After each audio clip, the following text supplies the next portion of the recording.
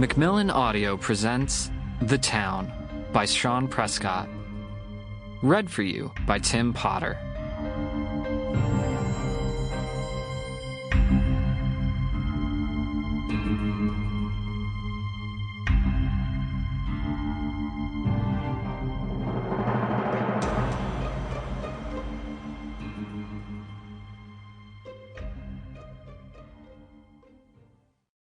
One. The town. It was only possible to see the full extent of the town if you spent many years there. Only then could you see the barriers shimmer at its edges and know what the edges meant. It was only possible after many years in the town to notice the strangeness of certain aspects of familiar visions.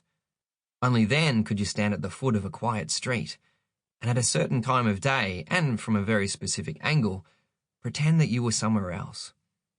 It was possible to stand at the foot of the old gasworks and to stare upwards and to believe that briefly you had gained access to one of those speculative worlds outside of the town. When inside certain towns, the rest of the world disappears. So it only makes sense that to the rest of the world, certain towns are forever disappearing, or else they appear as a figment, or as a ghost town, or as a spot on a map purely decorative. A spot carefully placed by a cartographer anxious to fill a lonely space. When I arrived in the town, I needed to find a cafe in which to regularly sit, and which would serve as headquarters for friends once I'd made them. Searching a shopping plaza, I chose a Michelle's Patisserie in view of the Big W. At the head of the escalators, a man sold Australian flag fridge magnets and tea towels. I sat inside the cafe and thought, well, this is a start. I now have a location to meet people once I've met them and it's civilized. The plaza was typical of plazas in towns of the Central West and belonged to one of two major corporations competing for dominance in the area. I drank my first coffee and thought about my journey there as a means to reward my past self with acknowledgement of how, back then, only hours ago, I'd suspected in the back of my mind that I would not arrive anywhere at all. Later on, I wandered the plaza. I looked at the sanity and thought about the CDs I would buy once I found a job. Then I browsed the Angus and Robertson and made mental notes of the books I would purchase and read and discuss with the people I would meet in the cafe opposite the Big W once I'd met them. Then I bought a cheese and bacon pull-apart from the Baker's Delight and sat in the food court eating. The main street of the town ran 5 blocks, each block bordered by minor thoroughfares that were also lined with shops. I dreamed about this town before.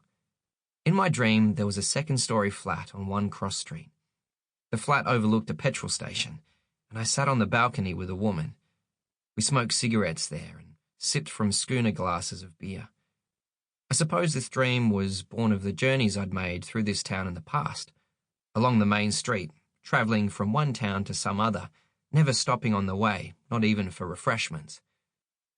This dream was not a catalyst for my arrival in the town, but when I arrived on that day, I tricked myself into believing it was. It was an important dream, I recall thinking, hoping to lend gravity to the occasion, though I knew at the time that I was lying to myself. It was a harmless thing to lie to oneself about. I moved in with a person named Rob.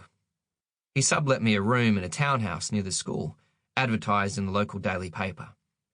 Though I was eager to meet people, I was not eager to know more about Rob, as he was very enthusiastic about sport. He asked what team I barracked for, and I said Australia. Occasionally, Rob and his friends would watch sport in the lounge room while drinking. They exchanged earnest appraisals of each sportsman, and spoke of these sportsmen in a manner that suggested they'd mingled with them in real life. I paid rent directly to Rob, who delivered it to his landlord parents.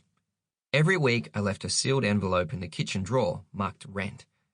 At times when it was impossible to avoid coming into direct contact with Rob, we would talk about our plans for the weekend, even if it was Tuesday. Once I told Rob that I was writing a book about the disappearing towns in the Central West region of New South Wales. He told me that he was going to have a beer. Rob showed no interest in me, until one night after some grand final, when arriving home late. Sample complete. Ready to continue?